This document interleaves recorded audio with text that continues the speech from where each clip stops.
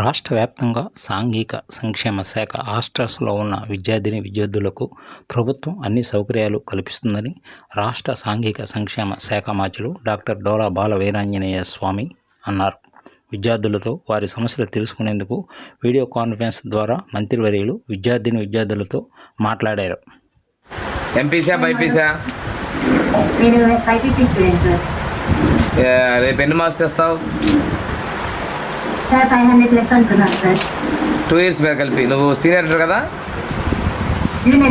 Junior inter. Very good అమ్మా. 500+ తెస్తున్నావు. ముందుగానే congratulate చేస్తున్నా. మాటలు పెట్టుకోవాలి. స్టేట్లో మంచి ర్యాంక్ రావాలి. తప్పకుండా కలుద్దాం. మీ హాస్టల్లో కూడా వస్తాను. రేపు కొత్త బిల్డింగ్ కట్టిన తర్వాత మీ అందరూ ఒకే ప్రెమిసెస్లో ఉంటారమ్మా. ఇప్పుడు ఇవి కాకుండా ఇంటర్మీడియట్కి గురుకుల పాఠశాలలో 10 సెంటర్లు పెడతాం మోడల్గా. సింగరాయకొండ, కుప్పము, ఇలాగ పిఠాపురం. దాంతోపాటు అక్కడ IIT నీట్ ఎగ్జామ్స్ కూడా ఫ్రీగా పోయిస్తున్నాం. నేను అందుకనే చెప్తున్నాను, ఇప్పుడు 10th క్లాస్ పిల్లలు కూడా మీరు వినుంటారు. ఎక్కువ మంది మన గురుకుల పాఠశాలలో సీట్లు తీసుకోండి. మీ దగ్గర కూడా మెరిటోరియస్ పిల్లలు, ఈ మన హాస్టల్లో ఉన్న పిల్లలు ఎక్కడైనా మెరిట్లో ఉంటే వీళ్ళని కూడా ఆ 10 సెంటర్లో నేను అడ్మిట్ చేస్తాను. మీకు ఫస్ట్ ఇయర్లో వచ్చే మార్క్స్ ప్రకారం అవసరమైతే నేను ఆ 10 సెంటర్లో మీకు అడ్మిషన్స్ ఇస్తాను. నేరుగా మీకు బయట కోచింగ్స్ లేకుండా ఫ్రీ మన ఇచ్చే కోచింగ్ తోటే ఫస్ట్ స్టాండర్డ్ సీట్లు వచ్చే విధంగా నేను మీకు అవకాశం ఇస్తాను.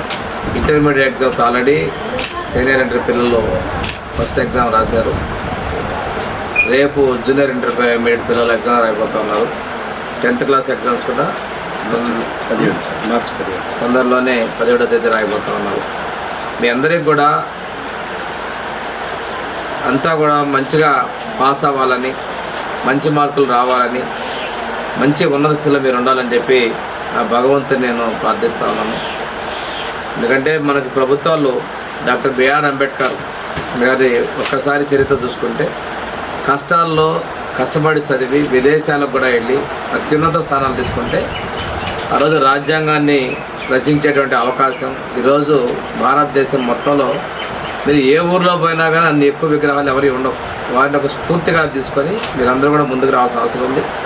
రేపు మీ అన్ని హాస్టల్లో కూడా బిఆర్ అంబేద్కర్ గారి విగ్రహాలని ప్రతి ఒక్క హాస్టల్లో కూడా మన ప్రభుత్వం ఏర్పాటు చేస్తుంది.